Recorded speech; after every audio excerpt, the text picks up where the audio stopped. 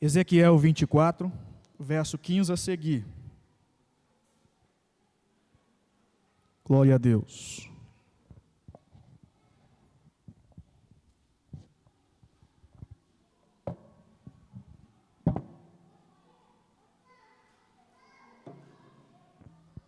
Ezequiel, capítulo 24, verso 15. Todo mundo achou?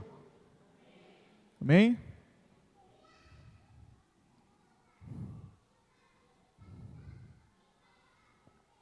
Está escrito assim: E veio a mim a palavra do Senhor dizendo: Filho do homem, eis que tirarei de ti o desejo dos seus olhos de um golpe, mas não lamentarás, nem chorarás, nem te correrão as lágrimas. Vou repetir. Filho do homem, eis que tirarei de ti o desejo dos teus olhos de um golpe.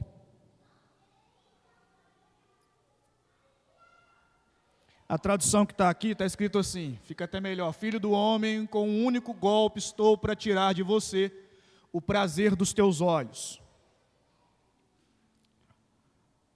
Mas não lamentarás, nem chorarás, nem te correrão as lágrimas. Verso 17: Refreia o teu gemido, não tomarás luto por mortos. Ata o teu turbante e coloca nos pés os seus sapatos. E não te ribuçarás, e o pão dos homens não comerás. E falei ao povo pela manhã, e à tarde morreu minha mulher. E fiz pela manhã como se me deu ordem. E o povo me disse: Não nos fará saber o que significam estas coisas que está fazendo? Essa tradução que você pôs aí é qual?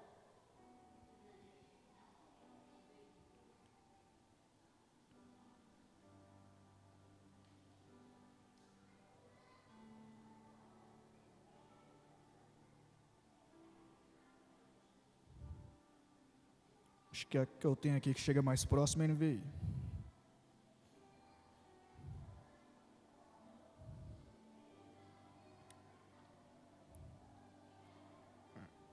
Vou repetir a leitura, queridos. Veio a mim esta palavra do Senhor: Filho do homem, com um único golpe estou para tirar de você o prazer dos seus olhos. Contudo, não lamente, nem chore, nem derrame nenhuma lágrima. Não permita que ninguém ouça o seu gemer. Não pranteie pelos mortos. Mantenha apertado o seu turbante e as sandálias nos pés. Não cubra o rosto, nem coma a comida costumeira dos pranteadores. Assim, falei de manhã ao povo, e à tarde, minha mulher morreu. No dia seguinte, fiz o que me havia sido ordenado. Então o povo me perguntou: Você não vai nos dizer que relação essas coisas têm conosco? E nós vamos ler só até aqui.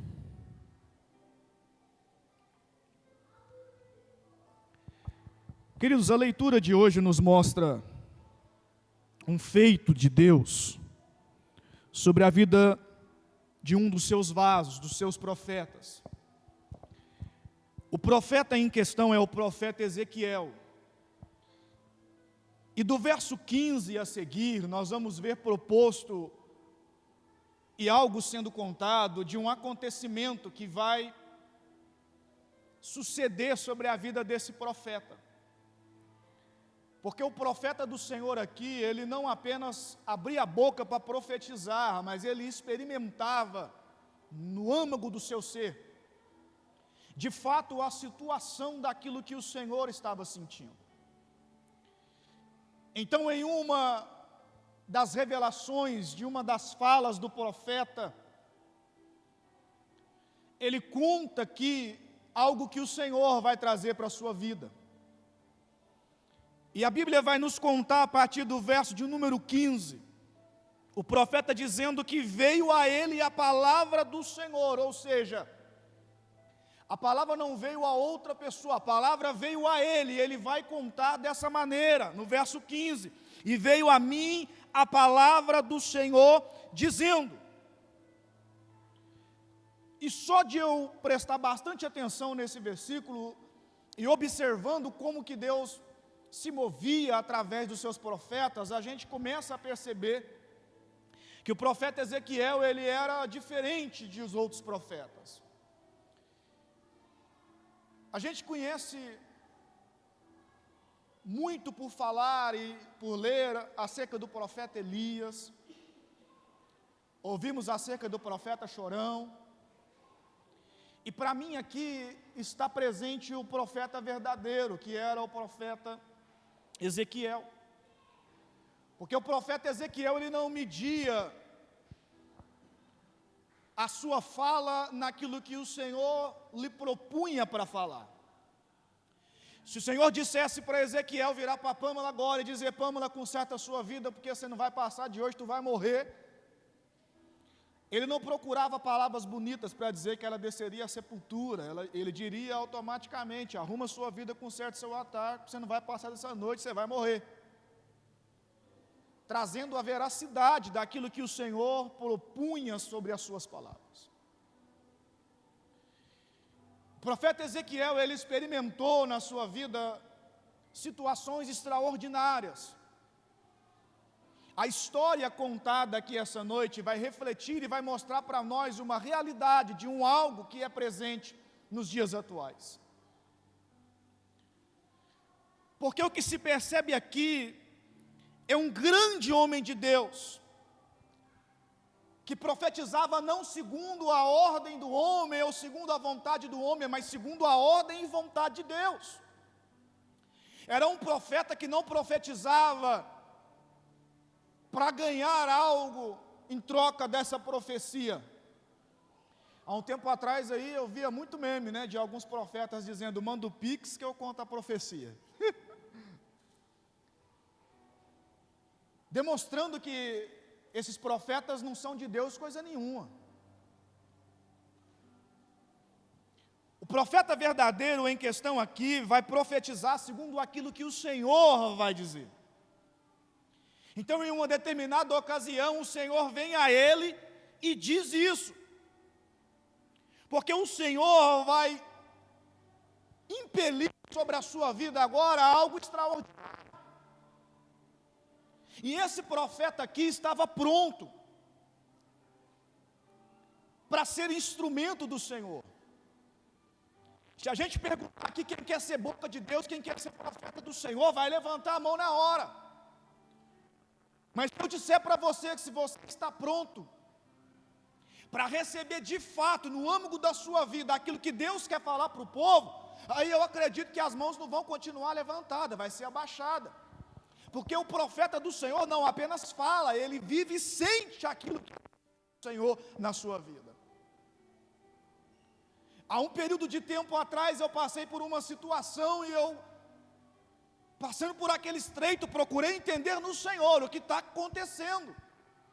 E eu pude perceber, e Deus veio responder, que Ele estava começando a me levar a um patamar de não apenas ser sua boca, mas de fato se tornar um profeta. E se tornar profeta do Senhor é vivenciar aquilo que vai se profetizar. Viver a profecia no âmago de sua vida. Viver a profecia na realidade do seu ser. E nós vamos perceber isso daqui de uma forma assim muito tremenda. Capítulos atrás do livro de Ezequiel, momento em que o Senhor, para que ele assasse a sua comida em fezes humanas, para que ele vivenciasse algo a qual Deus estava ali para profetizar.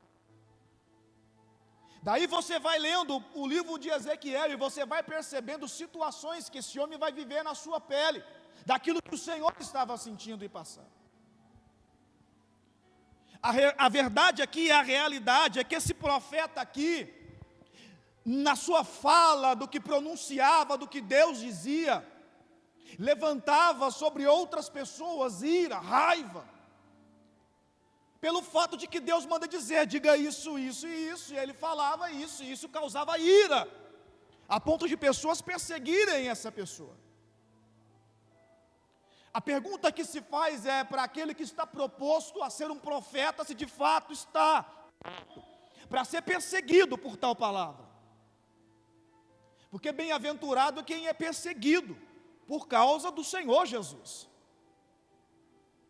Então, se nós somos representantes de Cristo e boca de Deus na terra, precisamos estar preparados para viver na nossa vida aquilo que o Senhor está sentindo. Nós transmitimos a fala do Senhor. Nós pronunciamos aquilo que Deus quer que seja dito. E se o amor ele chega por uns, a ira também chega a ponto de pessoas o odiarem, a ponto de pessoas o perseguir, a ponto de pessoas tentar calar a voz do profeta. O que percebemos nos dias de hoje são pessoas se levantando para tentar calar a voz da igreja do Senhor. E a igreja do Senhor, ela não pode de forma nenhuma dar passo para trás, recuar, deixar de pronunciar o que a Bíblia diz, pelo fato de estar sendo perseguido, pelo fato de estar sendo ameaçado. Pelo contrário, quanto mais vir ameaça e perseguição, mais pronuncia o amor do Senhor. Falávamos na quarta-feira sobre a luta contra o pecado no lar de paz, e a gente entrou num assunto, falamos sobre isso, dizemos sobre a perseguição e o momento em que nós precisamos estar prontos, lutando contra o pecado, e estar pronto para que se uma pessoa chegar com uma arma na sua cabeça e dizer para você, negue Jesus ou morra, você dobre os seus joelhos e diga, atira porque eu estou indo encontrar com o Pai. Essa é a fé que você precisa ter. Esse é o evangelho que você precisa anunciar. O evangelho do negue a si mesmo.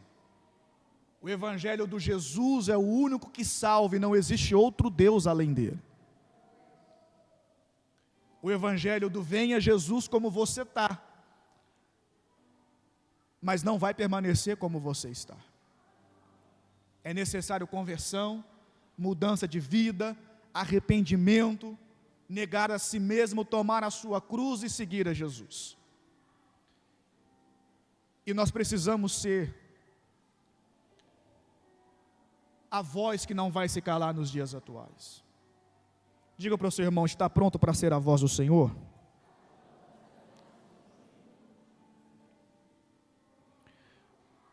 O profeta Ezequiel, ele não se sentia oprimido, ele não recuava, pelo contrário, ele continuava anunciando. E as pessoas reconheciam que esse era um homem de Deus, que quando ele abria a boca e falava, a profecia se cumpria, porque Deus é quem falava através dele. E o que nós percebemos aqui é esse homem, anunciando, profetizando, e o Senhor assinando embaixo. Daí no verso de número 1, o texto vai nos mostrar que Ezequiel está ali tranquilo, vem a palavra do Senhor a ele e diz, e veio a mim a palavra do Senhor. Então a palavra do Senhor vem a ele no verso de número 15. E diz, e veio a mim a palavra do Senhor. Mostrando que a palavra veio a ele e que aconteceria algo com ele. O verso 16, a leitura diz que Deus iria tirar dele o desejo dos seus olhos, de forma rápida. Ia ser algo que ia acontecer e não ia demorar. Isso me faz lembrar de quando o Senhor começou a nos usar. E eu fui ministrar na igreja da missionária de Lene, ali no Jardim Brasília.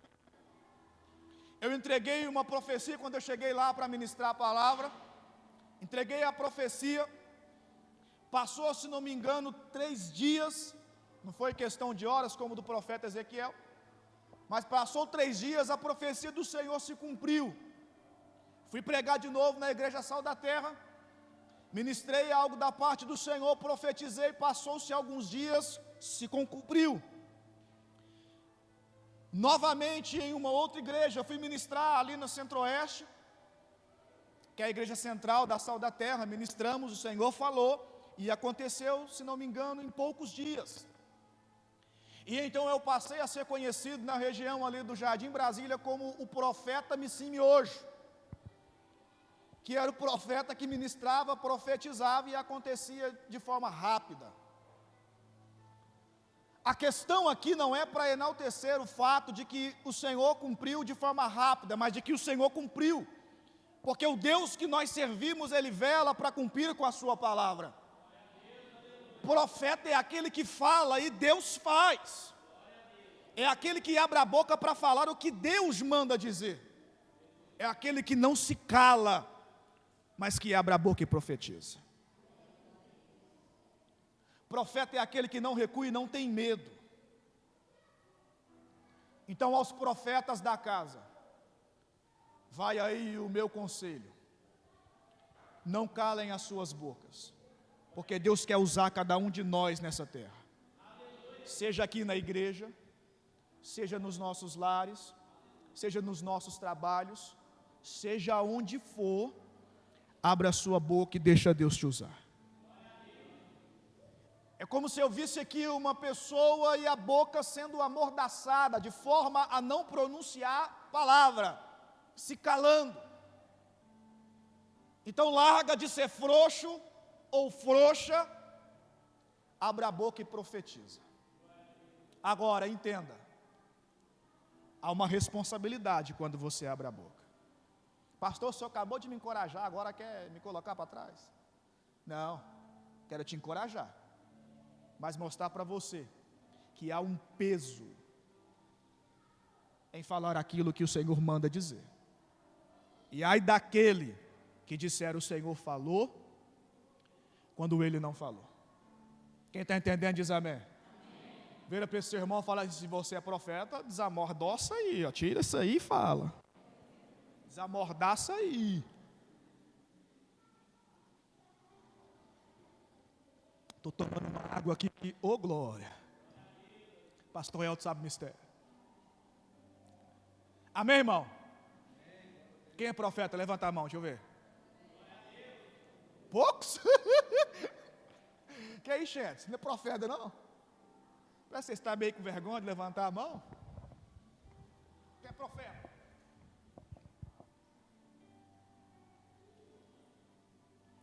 Quando Deus dá a você uma palavra, fala, irmão, profetiza, deixa Deus te usar, seja instrumento de Deus. O que percebemos aqui é que no verso 16, Deus diz para ele que vai tirar dele o desejo dos seus olhos de forma rápida e que não ia demorar. A gente percebe aqui que o Senhor vai fazer com que esse profeta tenha uma perca. Esse profeta sabe o que ele vai viver. Esse profeta sabe que ele vai passar por uma situação difícil. Mas ele continua. O verso de número 17 mostra que se já não bastasse que ele perder aquilo que era desejoso aos seus olhos, a Bíblia diz que ele agora, quando vivesse isso, ele deveria refrear o seu gemido, o seu sofrimento, a sua dor. Ele não deveria chorar, não lamentar-se. Diz ainda para ele não ficar de luto, para ele atar o seu turbante, calçar os seus sapatos, não se rebuçar e não comer o pão, a comida de culto. Ou seja, além de Deus dizer para ele que ele iria sofrer uma perca de forma rápida, e ele ainda sabendo que ele vai passar, Deus ainda vai dizer no verso 17, ó, tu vai passar por isso, vai ser de forma rápida, e quando você passar, você não vai entrar em luto, você não vai chorar, você não vai gemer, você não vai lamentar, você não vai comer. E aí, eu anotei aqui alguns costumes daquela época, para trazer à nossa mente o fato das falas do Senhor para ele, para que ele não fizesse tais coisas. E o costume da época aqui, era que quando alguém entrava em luto, passava por fases, que era assim, primeiro, tanto, chorava, e o Senhor disse para ele não chorar, só que não era um choro aqui,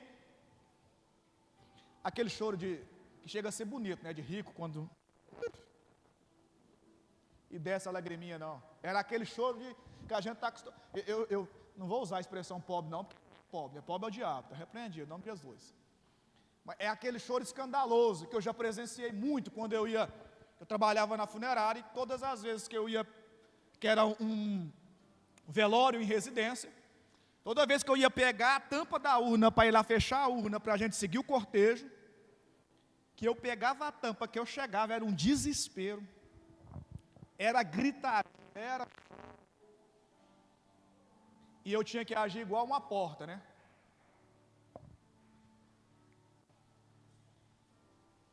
Tampava, não esboçava sentimento, a ponto de um dia a Frozinha falar para mim que eu não estava esboçando sentimento para nada, que eu estava igual uma porta. Falei para ela, eu fui treinado para isso, tem que ser mesmo. Aí depois eu vi que não tinha que ser assim, né? Tem que mudar. Mas para o trabalho, não tinha que mostrar sentimento. E o choro aqui, era um choro que eles pranteavam, choravam até perder a força. Era um choro que gritava, era um choro, tipo assim, você dizia, não tem mais lágrima, era esse choro. Era essa dor. Depois eles ficavam por 7 dias isolados. Depois que passava esses dias, eles recebiam visita dos amigos mais próximos. Depois passava-se mais um tempo, mantinham o luto, mas eles não faziam nada até completar um período de tempo. Cumprido esse tempo,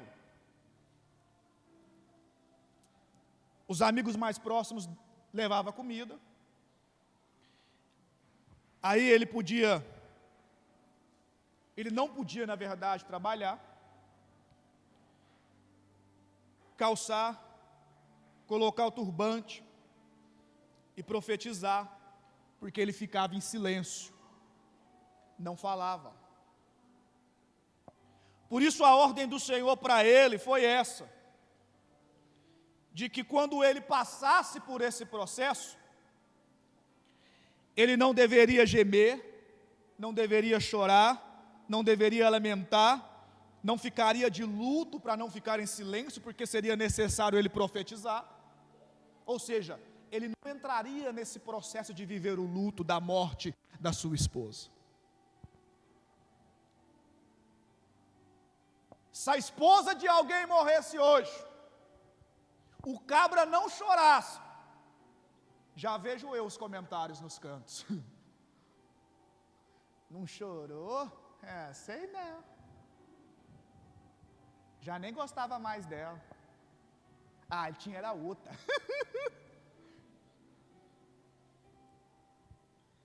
Porque, irmão, você não sabe o que eu já ouvi em velório. A gente escuta coisas que não é lícitas falar ao homem. Mas eu precisava ficar ali na pura, então a gente ouvia, retia, né? Nos dias atuais, se acontecer algo semelhante, eu tenho certeza que o burburinho vai acontecer. E se o cabra ou a mulher não chorar, todo mundo vai julgar de forma que tem coisa errada aí. Está chorando? Nossa, foi um alívio para ela. Você sabe como é que aquele homem era ruim. E por aí vai. O fato é que Deus quer mostrar algo. E Ele não vai chorar, não vai viver o luto. Ele não vai prantear, Ele não vai passar por esse processo. E o luto é uma dor grandiosa. O luto que eu vivo é diferente do que outra pessoa vive. Cada um vive de uma forma. Cada um tem a sua forma de viver isso. Aí Deus vem e diz: mas você não vai chorar, você não vai viver luto, você não vai gemer, você não vai fazer isso, você não vai fazer aquilo. Deus vai descortinar o mistério.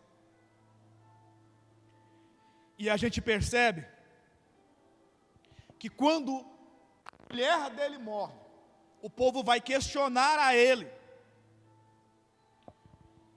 acerca desse acontecimento. A parte B do versículo mostra que depois que a mulher dele morre, o povo começa a observar o que ele vai fazer agora. O que esse cabra vai fazer? A mulher dele morre, porque ele profetizou de manhã, à tarde aconteceu, e o versículo diz que na manhã seguinte ele sai para profetizar. Passou um período de tempo, a mulher dele estava morta,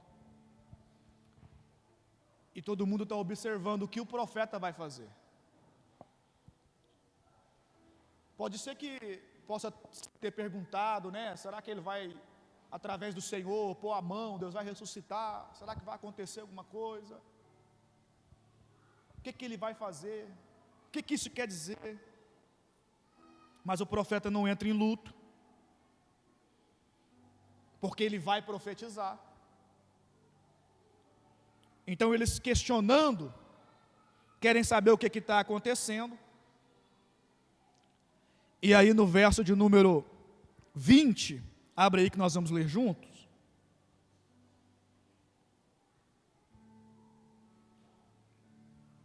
Porque quando eles querem saber o que está acontecendo, é aí que ele começa a falar.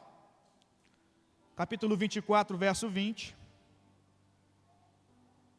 Ele começa a dizer que a palavra do Senhor veio a ele.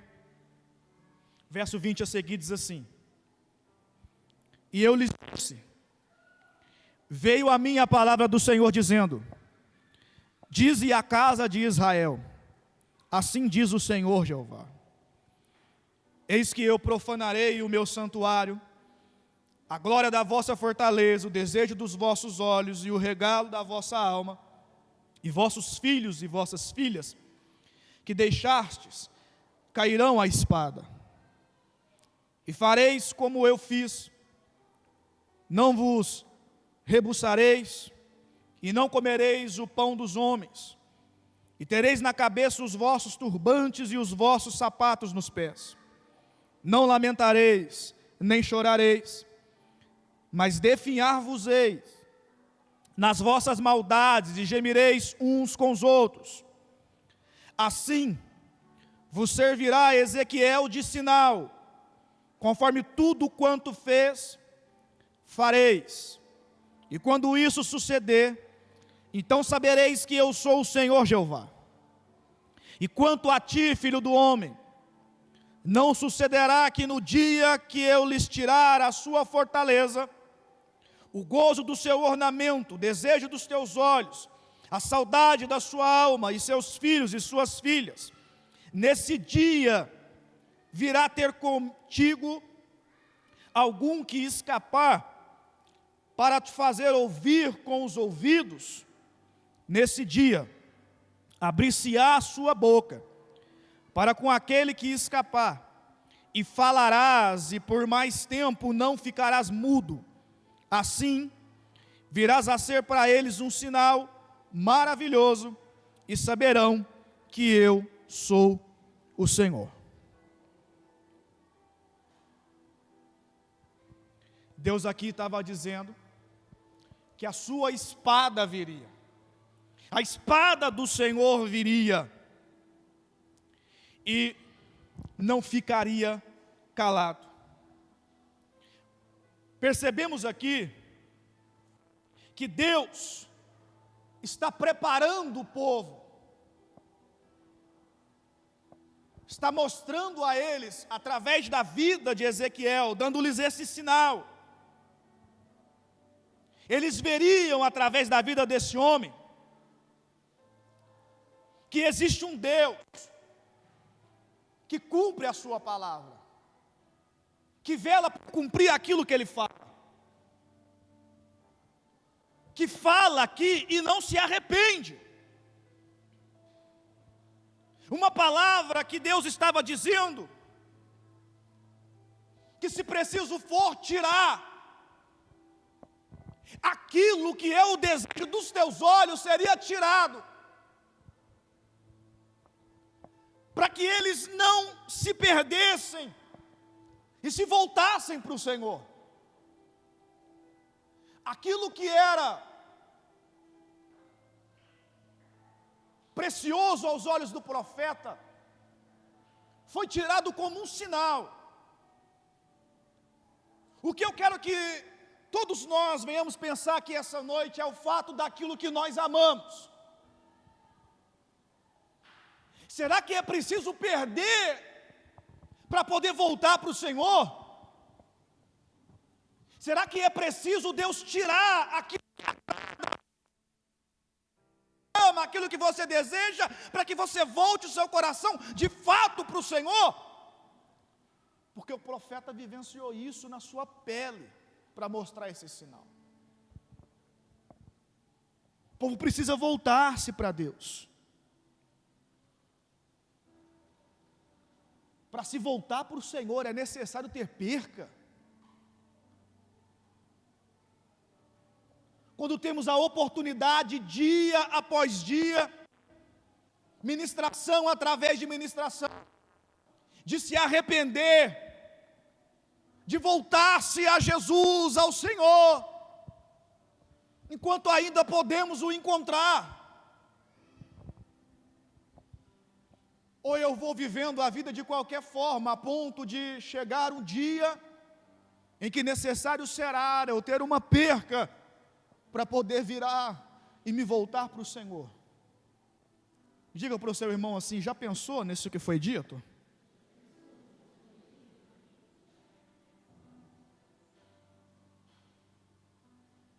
Querido, não espere que as percas batam a sua porta para que você volte para Jesus o mais rápido. Não espere que a perca chegue na sua casa para que você volte seu coração ao Senhor. Volte-se para Jesus, volte-se para o Rei, reconcilie, conserte sua vida.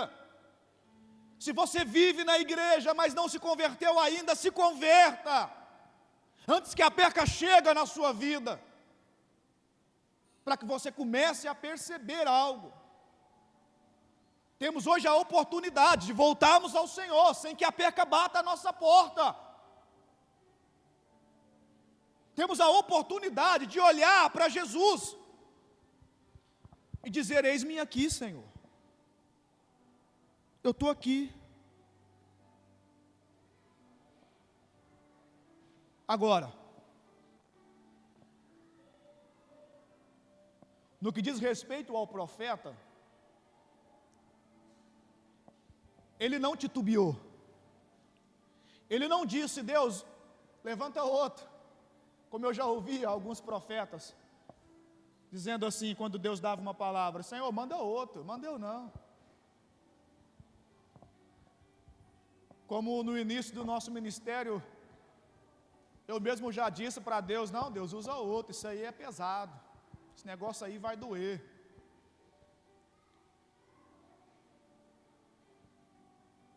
O profeta em questão podia dizer: Deus, mas eu vou viver isso na minha vida para mostrar o que você quer fazer?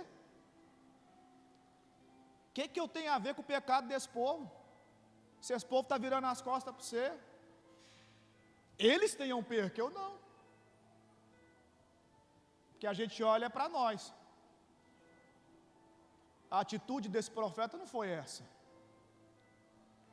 A atitude do profeta foi obedecer ao Senhor em todas as suas palavras, e viveu aquilo, sentiu na pele, como sinal daquilo que Deus ia fazer na vida do povo. Daí vale um conselho, que aquilo que o profeta vivenciou era que o povo ia viver. A forma com a qual nós tratamos nossos profetas é a forma com a qual nós vamos viver. Pastor, agora só pegou pesado, tem nada a ver com o que você está falando, não. Se o profeta ao qual Deus usa na sua vida, você o honra, você o abençoa e ele vive uma vida que está bênção, isso vai suceder sobre a sua vida.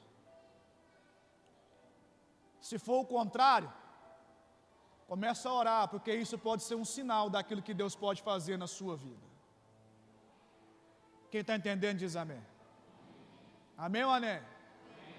Diz para o seu irmão assim, pegou?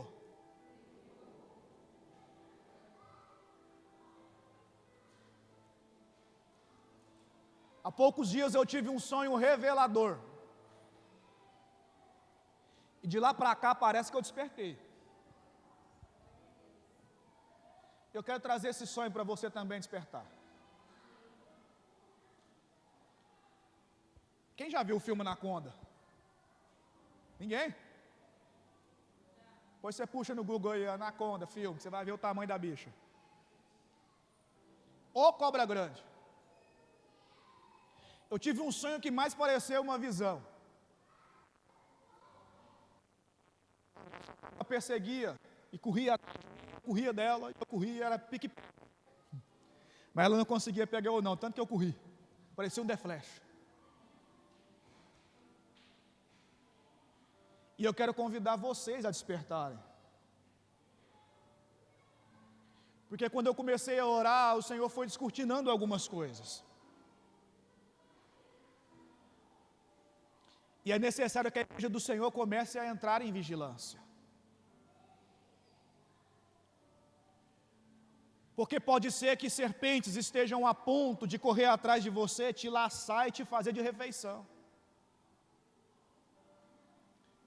Se você ficar parado, vai virar comida de bicho. Você não foi feito para ficar com água parada. Se movimente no reino. Se movimente no Senhor. Não espere que a perca chegue na sua vida, para que você seja igreja, para que você seja profeta. O que a gente percebe aqui é uma perca de um homem para que houvesse salvação de um povo. O que leva ao jardim do Éden, no pecado do homem, é necessário a morte de um cordeiro que não tinha nada a ver para que fosse tampado as vergonhas de Adão e Eva. O que arremete a Cristo na cruz do Calvário, que morreu pelos meus e pelos seus pecados. E aquele que está em Cristo, nova criatura é, as coisas velhas já se passou, tudo se faz novo. É nova vida. No batismo, nas águas, cumpre-se o que diz a palavra: quem crer e for batizado será salvo. Isso é necessário que se passe pelo batismo das águas, para que seja o quê? Enterrado o velho homem e os pecados, e ressurja uma nova criatura em Cristo Jesus, passando a viver em novidade de vida. Os pecados ficam para trás, você será uma nova pessoa. Pastor, já passei pelo processo, hoje eu estou aqui, quero me reconciliar. Faça isso em nome de Jesus, porque o sangue de Jesus nos purifica de todo o pecado, e comece a caminhar a partir de hoje em santidade. Nós não vivemos em pecado, mas pode ser que nesse processo a gente escorrega, e aí a gente se volta para o Senhor e se lava no sangue do Cordeiro. E eu quero dizer para você, meu irmão e minha irmã, se você pecou, deu uma escorregada, se arrependa, o sangue de Jesus vai purificar a sua vida, vai te limpar e volte para o caminho no Senhor. Se arrependa dos pecados e ande com Jesus, antes que seja tarde, porque Jesus já volta para nos buscar. Jesus Glorinha está aí, ó. Isso se ele não voltar daqui a alguns minutos, né? Para qualquer um de nós. A gente está aqui, morreu, Jesus voltou para você. E aí? Céu ou inferno? Qual será? Vida ou morte? O que vai ser? Porque se ficarmos no pecado, o salário do pecado da Bíblia diz que é a morte. Se estamos em Cristo, Ele nos dá vida, em Jesus é vida eterna. Então para pensar sobre as atitudes que você tem tomado, as atitudes que eu tenho tomado. Porque não é mais tempo de ficar brincando de ser crente, é tempo de se converter. Já faz um tempinho que eu estou ministrando e o Senhor está só trazendo palavra de arrependimento, conserto, volte-se a mim, volte para Jesus, conserte sua vida. E eu queria trazer uma palavra hoje de encorajamento, algo para te fazer voar. Como diz Marco Feliciano lá, né? A tampa da chaleira vai voar. Mas Deus sabe o que nós precisamos. E se Deus tem nos direcionado a isso, irmãos, vamos começar a colocar a nossa barba de molho. Volta para casa honrado. Amém, meu irmão? Sai daqui hoje com o entendimento, Deus falou comigo, eu vou mudar de vida. Eu vou voltar para casa. E a partir de hoje, o nome do Senhor será glorificado na minha vida. Amém, meu irmão? Diga para o seu irmão, volte para casa hoje e que o Senhor glorifique o seu nome através de sua vida. Fica de pé aí que eu já vou encerrar.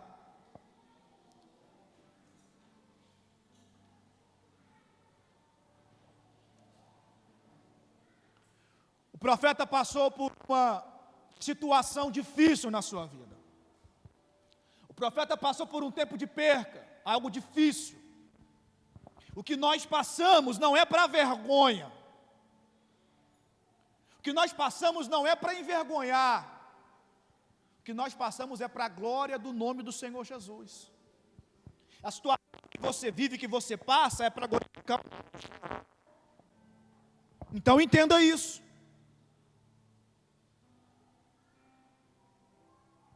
Para pensar, a minha vida está nas mãos do Senhor ou não está? Irmãos, eu explicava para a Laura e para algumas outras pessoas, acerca de um princípio de honra. Cadê a Laura? Ela está aqui. Foi sexta, né? Nós falávamos sobre o princípio de honra. E eu falei para ela de uma observação que um pastor utilizou, e eu dei essa demonstração para ela. Onde o pastor dizia que quando o nosso pai pede algo para nós e a gente vai lá e faz reclamando, a gente fez, mas não fez por honra. Porque quando a gente quer honrar o nosso pai, ele chega do trabalho cansado, ele não precisa me pedir a água, eu levo o copo d'água, pergunto se ele quer mais alguma coisa, e assim eu honro meu pai. É um princípio de honra.